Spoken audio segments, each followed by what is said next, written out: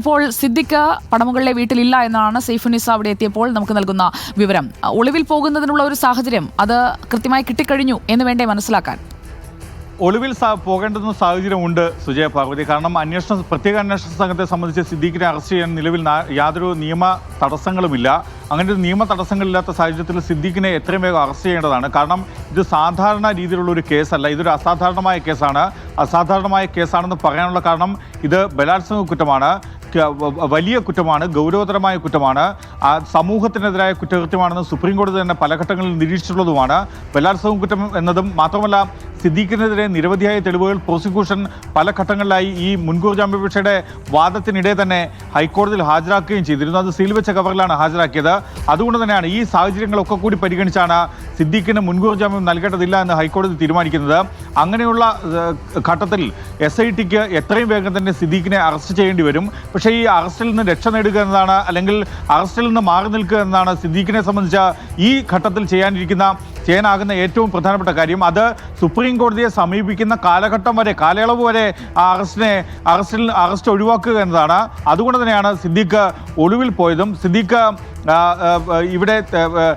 സിദ്ദീഖ് സ്വന്തം വീട്ടിൽ നിന്ന് മാറി നിൽക്കുന്നതിൻ്റെ ഉദ്ദേശവും അതുതന്നെയാണ്. നിയമത്തിൽ നിന്നും മാറി നിൽക്കുക എന്നാണ് നടൻ സിദ്ദീഖ്, ബലാത്സംഗ കേസിൽ പ്രതിയായ നടൻ സിദ്ദീഖ് ഉദ്ദേശിക്കുന്നത്. അതുകൊണ്ട് തന്നെയാണ് ഈ ഘട്ടത്തിൽ നടൻ സിദ്ദീഖ് ഒളിവിലാണ് എന്ന് പറയേണ്ടി വരുന്നത്. പക്ഷേ നടൻ സിദ്ദീഖ് എവിടെ പോയാലും അത് SITയുടെ നിരീക്ഷണത്തിലായിരിക്കും എന്നതിൽ പ്രത്യേകിച്ച് തർക്കമൊന്നുമില്ല.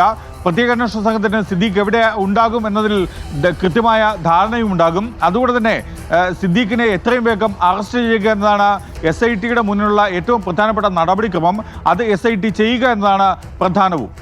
അറസ്റ്റിന് തടസ്സമില്ല എന്നുള്ളത് അന്വേഷണ സംഘത്തിനും വ്യക്തമായ കാര്യമാണ്. എന്നാൽ അറസ്റ്റിലേക്ക് നീങ്ങുന്നതിന് സിദ്ദീഖിനായുള്ള തെരച്ചിലിലേക്ക് അങ്ങനെയൊന്നും കടക്കുന്നത് കാണുന്നില്ലല്ലോ ശ്യാം.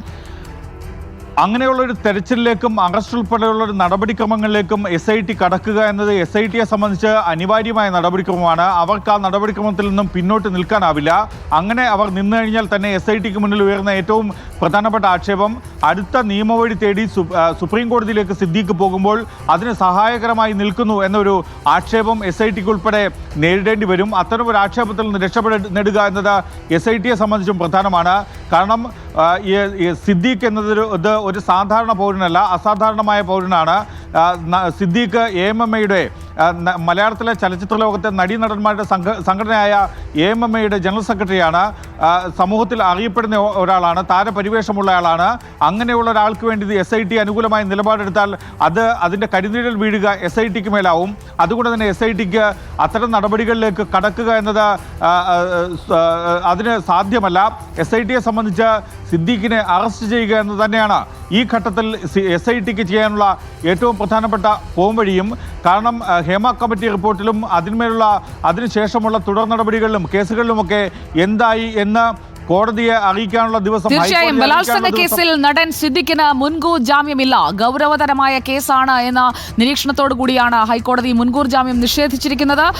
ഹർജി ഹൈക്കോടതി തള്ളിയിരിക്കുന്നു. സുപ്രീം കോടതിയെ സമീപിക്കാനാണ് നടൻ സിദ്ദീഖിന്റെ നീക്കമെന്നും അറിയുന്നു. നടൻ സിദ്ദീഖ് ഇപ്പോൾ കൊച്ചി പടമുകളിലെ വീട്ടിലില്ല, മറ്റെവിടെയാണ്? അന്വേഷണ സംഘം അറസ്റ്റ് രേഖപ്പെടുത്തുമോ അതോ ജാമ്യം സുപ്രീം കോടതിയിൽ നിന്ന് കിട്ടുന്നതിനായുള്ള കാലതാമസം അത്രയും കാലം സുരക്ഷിതനായിരിക്കാനുള്ള സൗകര്യം ഒരുക്കി കൊടുക്കുമോ എന്ന ചോദ്യവും പൊതുസമൂഹം ഉന്നയിക്കുന്നുണ്ട്. നടൻ സിദ്ദീഖിന് വലിയ തിരിച്ചടിയാണ് ഹൈക്കോടതിയിൽ നിന്ന് ഉണ്ടായിരിക്കുന്നത്. ബലാത്സംഗ കേസിൽ മുൻകൂർ ജാമ്യം നിഷേധിച്ച ഹൈക്കോടതി.